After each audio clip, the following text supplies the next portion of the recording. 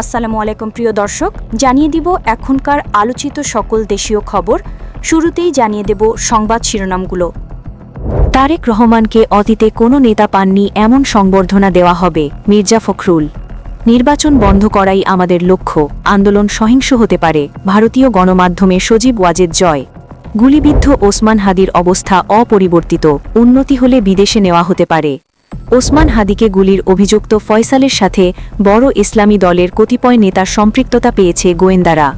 সুদানের সন্ত্রাসী হামলায় হতাহত 14 বাংলাদেশি শান্তিরক্ষীর পরিচয় প্রকাশ। প্রিয় দর্শক, এতক্ষণ দেখছিলেন সংবাদ শিরোনামগুলো, এখন জানাবো বিস্তারিত খবর।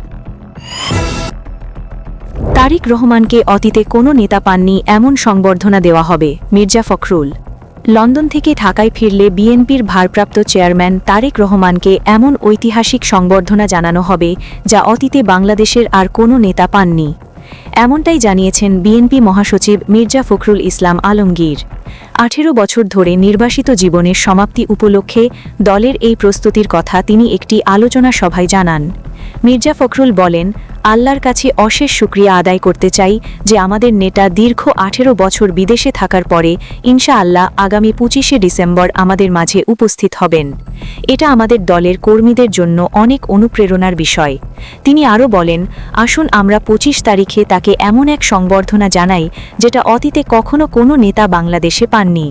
আমরা সবাই প্রস্তুত আছি। তারেক রহমানের দেশে ফেরার এই সংবাদ এমন এক সময় এলো যখন দলের চেয়ারপারসন বেগম খালেদা জিয়া অসুস্থ অবস্থায় হাসপাতালে চিকিৎসাধীন। এই অনিশ্চয়তার মাঝে তারেক রহমানের ফিরে আসা দলের নেতাকর্মীদের কাছে একটি বড় নিশ্চয়তা ও নতুন পথের দিশা হিসেবে কাজ করবে বলে তিনি মন্তব্য করেন। এই সংবর্ধনা শুধু তারেক রহমানকে বরণ করাই নয়, বরং দেশের রাজনৈতিক প্রেক্ষাপটে দলের শক্তি প্রদর্শন ও কর্মীদের উজ্জীবিত করার একটি মহৎ উদ্যোগ হিসেবেও বিবেচিত হচ্ছে। নির্বাচন বন্ধ করাই আমাদের লক্ষ্য, আন্দোলন সহিংস হতে পারে, ভারতীয় গণমাধ্যমে সজীব ওয়াজেদ জয়।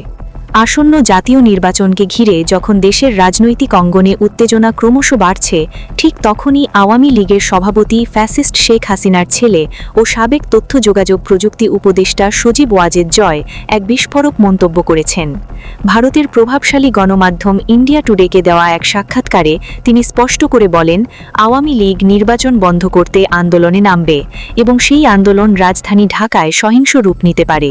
তার এই বক্তব্য এমন এক সময় এলো যখন দেশের নিরাপত্তা বিশ্লেষক ও রাজনৈতিক পর্যবেক্ষকদের একাংশ আশঙ্কা প্রকাশ করেছে যে পরিকল্পিত সহিংসতা, অরাজকতা ও বিশৃঙ্খলার মাধ্যমে দেশকে অস্থিতিশীল করার চেষ্টা হতে পারে। তাদের মতে সাম্প্রতিক কিছু ঘটনা, হামলার অভিযোগ ও নাশকতার আশঙ্কা দেশের অভ্যন্তরীণ নিরাপত্তার জন্য বড় ধরনের ঝুঁকির ইঙ্গিত দিচ্ছে। অনেকেই মনে করছেন এই মাস্টার প্ল্যানের অংশ হিসেবে শরীফ ওসমান হাদিকে হত্যার চেষ্টা চালানো হয়েছে। সজীব ওয়াজেদ জয় সাক্ষাৎকারে বলেন, এই মুহূর্তে আমাদের লক্ষ্য হল নির্বাচন বন্ধ করা। তার বক্তব্য অনুযায়ী আওয়ামী লীগ নির্বাচনী প্রক্রিয়ার বিরুদ্ধে প্রতিবাদ জানাবে এবং রাজধানী ঢাকাকে কেন্দ্র করে পরিস্থিতি অশান্ত হয়ে উঠতে পারে। তিনি আরও দাবি করেন, বর্তমান রাজনৈতিক পরিস্থিতিতে নির্বাচন আয়োজনকে কেন্দ্র করে যে বাস্তবতা তৈরি হয়েছে তাতে শান্তিপূর্ণ প্রতিবাদের সম্ভাবনা কম। তিনি পরিষ্কারভাবে বলেন, আওয়ামী লীগ নির্বাচন বন্ধ করতে প্রতিবাদ করবে এবং সেটি ঢাকায় সহিংসতায় রূপ নেবে। ভারতীয় সংবাদ মাধ্যমে দেওয়া এই বক্তব্য প্রকাশে আসার পর বাংলাদেশের রাজনৈতিক অঙ্গনে তীব্র প্রতিক্রিয়া দেখা দিয়েছে। বিরোধী দলগুলো জয়ের বক্তব্যকে পরিকল্পিতভাবে নির্বাচন পণ্ডু করার ইঙ্গিত হিসেবে দেখছে এবং এটিকে ডেমোক্রেটিক প্রক্রিয়ার জন্য হুমকি বলে আখ্যা দিচ্ছে। এই ধরনের বক্তব্য প্রশাসন ও আইন শৃঙ্খলা রক্ষাকারী বাহিনীর জন্য বাড়তি চাপ ও চ্যালেঞ্জ তৈরি করবে বলে বিশ্লেষকরা মনে করছেন। গুলিবিদ্ধ ওসমান হাদির অবস্থা অপরিবর্তিত, উন্নতি হলে বিদেশে নেওয়া হতে পারে। ঢাকা 8 আসনের সম্ভাব্য স্বতন্ত্র প্রার্থী ও ইনকালাব মঞ্চের আহ্বায়ক শরীফ ওসমান বিন হাদি অবস্থা এখনও আশঙ্কাজনক। গত শুক্রবার রাজধানী বিজয়নগরে গুলিবিদ্ধ হওয়ার পর তার শারীরিক অবস্থার তেমন কোনো উন্নতি হয়নি। বর্তমানে তিনি এভারকেয়ার হাসপাতালে ভেন্টিলেটর সাপোর্টে চিকিৎসাধীন রয়েছেন। ইনকালাব মঞ্চের সদস্য সচিব আব্দুর রহমান আল জাবের সকালে জানিয়েছেন, চিকিৎসার গুরুত্বপূর্ণ 7-2 ঘণ্টা পর্যবেক্ষণের পরই তার অবস্থার সামগ্রিক মূল্যায়ন করবেন চিকিৎসকরা। এই সময়কাল আজ রাত পর্যন্ত চলবে। আবদুল্লাহ আল জাবের আরও জানান, ওসমান হাদি এখনও ডিপ কোমায় রয়েছেন এবং তার শরীরে জীবনদায়ী যন্ত্রের মাধ্যমে প্রতিক্রিয়া সীমিত। তবে অবস্থা যদি কিছুটা উন্নতি করে তবে উন্নত চিকিৎসার জন্য তাকে বিদেশে নেওয়ার পরিকল্পনা রয়েছে। তার উপর চালানো এই হামলাকে অনেকেই পরিকল্পিত হত্যাকাণ্ড হিসেবে দেখছেন, যা দেশের নির্বাচনী পরিবেশকে আরও অস্থিতিশীল করে তুলেছে। ওসমান হাদিকে গুলির অভিযুক্ত ফয়সলের সাথে বড় ইসলামী দলের কতিপয় নেতার সম্পৃক্ততা পেয়েছে গোয়েন্দারা।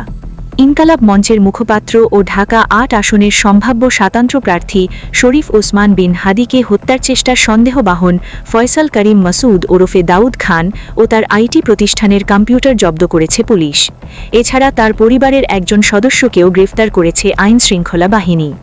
আইনশৃঙ্খলা বাহিনীর একাধিক সূত্রে জানা গেছে, ওসমান হাদিকে গুলির অভিযুক্ত ফয়সালের সাথে একটা বড় ইসলামী দলের কতিপয় নেতার সম্পৃক্ততা পাওয়া গেছে। গুলির ঘটনার পর সে মোটরসাইকেলে প্রথমে সাভার এবং পরে ধামরাই যায়। এরপর অন্য একটি গাড়িতে নালিতাবাড়ি এলাকায় যায়। সেখান থেকে সে সীমান্তে পৌঁছেছিল। তবে ফয়সাল সীমান্ত পার হয়ে ভারতে চলে গেছে নাকি বাংলাদেশে পলাতক রয়েছে তা খতিয়ে দেখতে আইনশৃঙ্খলা বাহিনী ও গোয়েন্দারা জোর অনুসন্ধান চালাচ্ছে। এই সময় নালিতাবাড়ি সীমান্ত থেকে লোক পারাপারের সাথে সম্পৃক্ত শিববিয়ান ও সঞ্জয় নামে দুজনকে আটক করা হয়েছে। Faisal Karim Masud Apple soft IT limited নামক একটি প্রতিষ্ঠানের মালিক, যা 2010 সালে প্রতিষ্ঠিত হয়। এছাড়া 2016 সালে বাংলাদেশ সরকারের পৃষ্ঠপোষকতায় বাংলাদেশের মুক্তিযুদ্ধ ও বঙ্গবন্ধুকে নিয়ে তৈরি ব্যাটেল অফ 71 নামে কম্পিউটার গেম তৈরির সাথে তার সম্পৃক্ততা ছিল। ফয়সাল করিম মাসুদ, যিনি পূর্বে কার্যক্রম নিষিদ্ধ আওয়ামী লীগের ভ্রাতৃপ্রতিম সংগঠন ছাত্রলীগের কেন্দ্রীয় কমিটির সদস্য ছিলেন 2019 সালে, তার সাথে আওয়ামী লীগ আমলের 2 বারের রাষ্ট্রপতি এবং ঢাকা মহানগরী আওয়ামী লীগ ও ছাত্রলীগের কিছু নেতার ছবি ফেসবুকে প্রকাশিত হয়েছে। এছাড়াও ওসমান হাদির সাথেও তার গণসংযোগ ও আড্ডায় অংশ নেওয়ার ছবি ভাইরাল হয়েছে। এসব ছবি থেকে ধারণা করা হচ্ছে ফয়সাল করিম ওসমান হাদিকে বেশ কিছুদিন ধরে অনুসরণ করছিলেন। উল্লেখ্য, 2013 সালে একটি বেসরকারি বিশ্ববিদ্যালয় থেকে কম্পিউটার বিজ্ঞানে স্নাতক ও পরে MBA সম্পন্ন করেন ফয়সাল। এর আগেই গত বছর 28 অক্টোবর ঢাকার আদাবরে একটি অফিসে 17 লাখ টাকা লুঠের ঘটনায় সে প্রধান আসামি ছিলেন এবং তখন তার কাছ থেকে 2টি বিদেশি পিস্তল সহ বিপুল পরিমাণ অস্ত্র ও টাকা উদ্ধার করেছিল র্যাব।